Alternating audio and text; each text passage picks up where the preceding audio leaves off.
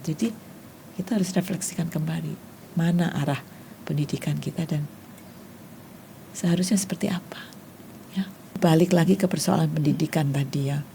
Bagaimana pentingnya pendidikan yang holistik ya, yang kompleks, yang tidak membuat orang melihat satu persoalan tuh hanya satu jawaban, tapi melihat bahwa ini persoalan ini ada di berbagai lapisnya, berbagai elemennya, dan itu bisa muncul melalui olah rasa, olah macam-macam gitu ya, melalui seni, melalui belajar dari kolektif dan belajar dari keluarga dan juga komunitas ya tadi yang disebutkan.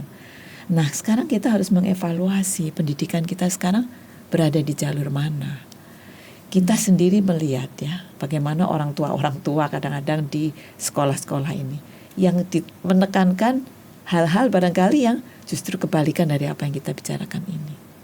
Anak harus dilihat individu, dia punya kekurangan, punya kelebihan mana. Tapi seringkali kita sendiri sebagai orang tua kelas menengah ini menuntut anak kita berdasarkan ranking.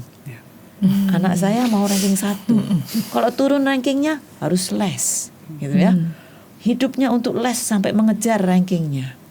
Jadi apa yang ditanamkan orang tua itu sudah dengan sendirinya mengarahkan pada hal yang barangkali berlawanan dengan apa yang kita lihat. Keseimbangan, rasa bagaimana empati kepada lingkungan seperti yang diharapkan. Tapi ada sesuatu yang dikejar, yaitu ranking. Bagaimana dia naik jenjangnya satu. Kemudian sekolahnya sendiri juga mementingkan itu. Guru-gurunya diberi target juga. Lalu kita fokus pendidikan kita adalah pada spesialisasi secara linear, gitu ya, mengarahkan pada satu gitu. Dan dibebani, anak itu sudah dibebani oleh begitu banyak, kehidupannya dibebani oleh harus ini untuk menjadi yang menonjol di antara yang lain, bukan yang terbaik untuk dirinya. Bagaimana dia menjadi yang terbaik dari dirinya dengan segala kompleksitasnya, tapi harus bersaing. Kita hidup dalam masyarakat yang bersaing ini, bersaing itu, dan individual. Padahal kembali pada cerita Linda, cerita Punana, cerita Mbak Dami, kita adalah masyarakat yang sebetulnya pendidikan kita adalah berbasis lingkungan. Kita belajar dari masyarakat, dari kolektif. Jadi sekarang kita harus lihat lagi, apakah mana yang harus kita koreksi.